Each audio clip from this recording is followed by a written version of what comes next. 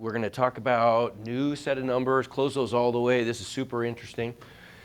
You never even knew these existed, but there's a whole different set of numbers called imaginary numbers that we're going to talk about first. And imaginary numbers and real numbers both fall under the larger set of complex numbers, which is the set of all numbers. Okay, so we've always had situations where we've encountered, like, for example, well, like what if I had asked you, for example, we're solving an equation or something, and what if we got something like this? What if we got as our answer x equals the square root of -4? What would you have told me?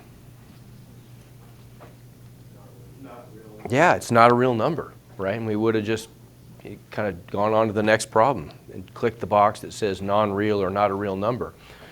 That's true, but there is an answer that we could give here, an answer that is very specific. It's not just saying it's not something. What is it actually? What is it? So in order to answer that, we have to define something called the imaginary unit. So the imaginary unit, which is written as a cursive or a script I, is the number whose square is -1. So I squared is equal to -1, which is a little bit odd. We've never seen something like that. Every number we've ever dealt with, every real number, if I square it, I either get 0 or a positive output, right? I could never get a negative output. This is different. Now, if we square root both sides to solve for I, what we find out is that I is equal to the square root of -1. That's the definition of I. Okay? So that's weird. That's a little bit different than what we're used to. So now we could simplify that answer. What do you think that is? It's 5i, yeah, because what we can do here is we can split this into the square root of 25 times the square root of -1, right? Okay, anytime I have a negative number, I'm able to do that negative number inside a square root. So I get that. And what is the square root of -1 by definition? It's I. Yeah, that becomes an I. And so we end up with 5i. So there's kind of a shortcut here then. Anytime we see a negative inside a square root, we're able to take a little shortcut and say, aha, that is going to become an I outside of the square root. And then I only simplify the positive part of the square root, right? So what about the square root of -32? It's going to be the square root of 32 times I, right? But we still need to simplify the square root of 32. What could I break 32 into that would be convenient?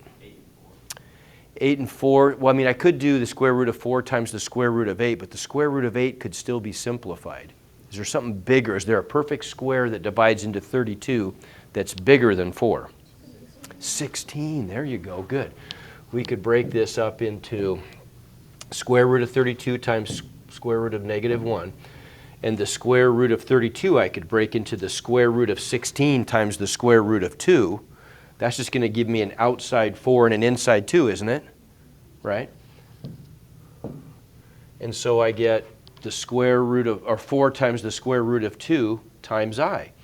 Sometimes this is honestly the best way to write it. Right there. It's the most mathematically correct way to write it, but sometimes we write it this way for non-mathematical reasons. What do you think? How come? What's the danger of writing it like that? You might accidentally put the I inside the radical, right? So we put it in front of the radical so you can't make that mistake. Either way is fine. Doesn't matter. So the shortcut, though, that I mentioned before is just this saying. Just remember this saying. A negative inside a square root becomes an I outside the square root. Very famous quote attributed to some, I don't know, oh, that was mine. What do you know? Okay, so then we could just do this instead, right? Makes the problem a little bit easier, right? The negative inside becomes an I outside, and then we just simplify the square root of 32, which we're able to do, okay? How about this one?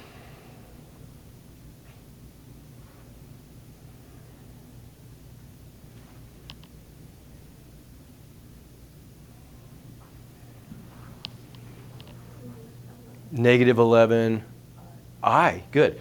You see that the negative outside is really just an outside number of what? Negative 1, right? Already have an outside number, negative 1. But the inside the inside negative is going to turn into an I outside, right? And then the square root of 121 is just 11. So we just get that. Okay, give me 1 to 5 on that. Does that make sense? How we doing? Okay? All right. Okay, so let's look at some patterns here.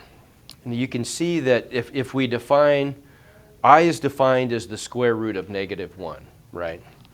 And we would just always write that just as plain old I. I to the 1 is just I. I squared, we already said, is negative 1, right? So what's I cubed then? Well, I cubed we could break down to I squared times I to the 1, right? By properties of exponents. That just becomes a minus I, doesn't it? And what about I to the 4th? Well, that's just I squared squared. That's negative 1 squared, which is positive 1, right?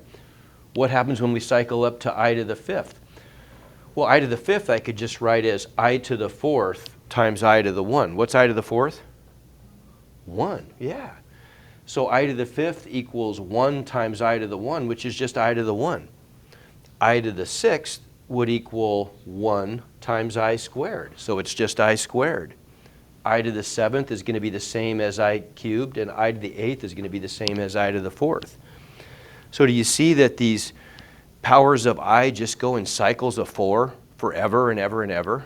Right? Everybody get that? Okay, what if I wanted to find something like I to the 32? There's a couple ways I could do this, but I'm going to show you what I think is the easiest way. The easiest way would always be to try to break this into, well, it's already an even power of I. Any even number is divisible by 2, isn't it? Right? So any even power of I could just write as I squared to some power. I to the 32nd is I squared to what power? The 16, right? Because if you take a power to a power, you multiply the exponents, right? So look at that trick. That's a great trick. So I squared to the 16. Well, what's I squared? 1. That's I. So what's I squared? Negative 1. That's one you just got to file away. We're going to use that over and over and over again. I squared equals negative 1. Well, think about this. Negative 1 to an even power is what? Positive 1. Exactly. Okay. So then we just get the answer 1. Right? So if you have an even power of I, you automatically know that if half of that exponent is even, then you're going to get 1, aren't you? Right? Because you're going to get negative 1 to an even power. Okay, what about like I to the 89? Now, that's not as convenient because 89 is not an even number, right? But couldn't I write that as I to the 88 times 1 extra left over I? Everybody agree? Okay. Well, what about I to the 88th? We already know the trick for that. That's an even power of I. So, yeah, that's I to the 88th would just be I squared to the 44th. That's an even power of I squared. So that's just going to give me a 1, isn't it? Right? Everybody agree? I get negative 1 to an even power, which is positive 1. So my answer is just I. 1 times I is just I. Everybody see the trick? Okay. Ash, I don't think you're getting all this, buddy. Tap Ash. He's got to wake up and see this. Yeah, you're missing some good stuff here. There you go. Yep. Now you're back. You get the rest of it. Good deal. So I to the 202. What am I going to do? You guys know the trick. That's an even power of I. I squared to the 101. Yeah. I squared to the 101, which means negative 1 to an odd power. What's negative 1 to an odd power? Negative 1. There you go. And then the other possibility would be something like this. What about I to the 55? What am I going to make that? I to the 54th times I. I to the 54 times I. And I to the 54 would be, I to the second power times 27. yeah, I squared to the 27. Okay, so that's going to give me negative 1 to an odd power, which is negative 1. So negative 1 times I is just negative I. One of those four things will always happen with any power of I. It's going to follow one of those four patterns. Is that going to be on the notes online? Yeah, this will be up today. This will be up there. Yep. Okay, so what about one like this? There's an important moral here to this one. So we have to be careful. Like, what's your first instinct here when you have a... Just multiply them, right? That's what we've always done in the past. If I multiply the inside numbers, right? Well, if I multiply these inside numbers, I'm going to get the square root of 35. That's not the right answer, though, okay? Because here's the problem. That trick that's always worked for us has worked because we've been dealing with real numbers. That's a trick for real numbers only, not for imaginary numbers, right? Where we have negatives inside square roots. What we have to do here is first write these with i's and then multiply them, okay? So what is the square root of negative 5? A negative inside becomes a I outside. Okay, good. So that's just going to become I times the square root of 5. Agreed? What's the square root of negative 7? I times the square root of 7. Okay. Now if I multiply these things, okay, now I've got two regular square roots with positive numbers inside, right? The square root of 5 times the square root of 7, that's normal. That's just the square root of 35, right? But then I get an I squared. What's I squared equal to? Aha. So my answer is negative the square root of 35, not the square root of 35. So what's the moral of that story? There's an important moral. You can't multiply negative radicands. If you have negative numbers inside an even root, you can't just multiply those together. You first have to convert it to a square root with an I, and then multiply those imaginary numbers together. Okay? Make sense? So you guys could probably tell me what's going to happen here. What's this one going to be? Negative outside and the 7 inside. Well, negative outside and a 49 inside, and the square root of 49 becomes, there you go. So I'm going to get a negative 7, aren't I? Right? Because I get 7i times I is 7i squared, which is negative 7. Okay? What would I do with, okay, you know what? I'm not even going to do this one. Okay. Well, I guess we can. What would I do in this case? Take out an I. Good. Okay, I'm going to take an I out of the top, and then I've just got a ratio of traditional, just square roots of real numbers. So now I could combine those into one square root, couldn't I? Right? 108 divided by 3 is what? 36. So I get I times the square root of 36, which is 6i. There you go. Good. Make sense? Okay? All right, so now let's put this in perspective. What we've been dealing with there are called imaginary numbers, but those are subsets of a larger set of numbers called the set of complex numbers. Okay, so what's that mean? Complex numbers in standard form are always written in this form. A real number plus a real number times I. A real number times I is what we call a pure imaginary number. Okay? So when we write a complex number in standard form like this, we always say that A is the real part of the complex number, and B, the coefficient of I, whatever's being multiplied by I, we call the imaginary part. Okay, so what are examples of complex numbers? Here's one example. 5 plus 2i that's a complex number in standard form with a real part 5 and an imaginary part 2. Okay? So in that big set of complex numbers, it turns out that the real numbers, which is every number we've ever dealt with up until today, those have all fallen into this smaller subset of the set of complex numbers that we've called the set of real numbers. What are real numbers? They're just complex numbers where b is always equal to 0. The imaginary part is equal to 0. So they were just all real. There was no imaginary part of those. Okay? The numbers we've dealt with today so far have been pure imaginary numbers. They've been complex numbers with no real part, where there's only been an imaginary number. But most complex numbers are a combination of both of those parts. Okay? So how do we deal with these complex numbers? First of all, don't panic. I just want to show you that there are a lot of different subsets of numbers that we're not going to talk about, that you would talk about in college if you continue to take math. Things like, for example, algebraic numbers are different kinds of numbers that fit different criteria. Transcendental numbers fall into this little area right here. Those would be things like transcendental functions would be like sine functions and cosine functions and exponential functions and things like that.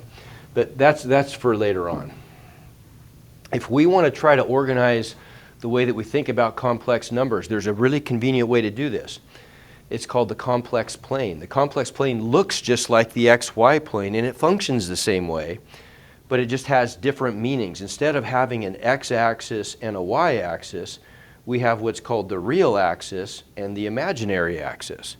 And if I look, for example, at a complex number like 3 plus 2i, what's the real part of that complex number? 3. What's the imaginary part? Just 2. Just the coefficient of I, right? So what if I made an ordered pair out of the real part and the imaginary part? You guys told me that the real part was 3 and the imaginary part was 2. Well, in the complex plane, if I just went positive 3 along the real axis and positive 2 along the imaginary axis, it puts me at this point right here. And that's the position of that number in the complex plane. Okay? Make sense? Right? Now, one thing, what you'll do later on in math, if you continue, is we'll say, okay, that's the point in the plane, but how long is the vector that connects the origin to that point? If I found the length of that vector, which is just it's just a right triangle, it's just a Pythagorean theorem. If I wanted to find the length of that vector, it's just the square root of the real part squared plus the imaginary part squared. Instead of pinning it down to 3 and 2, what if we just left the real part as A and the imaginary part as B?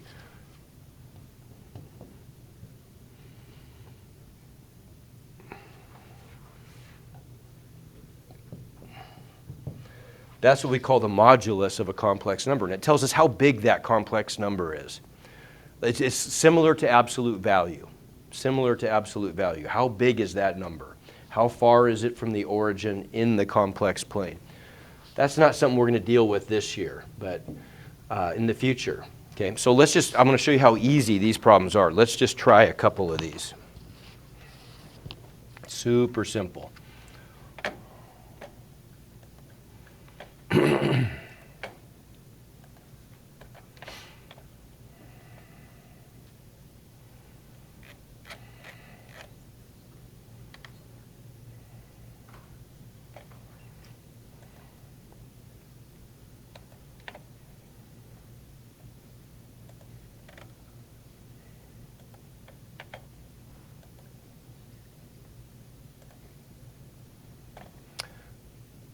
Okay, what about one like this?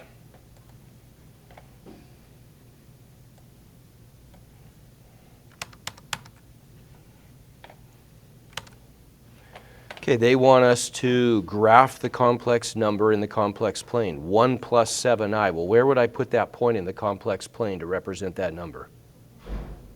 Give me a roadmap here. I go right or left, how far?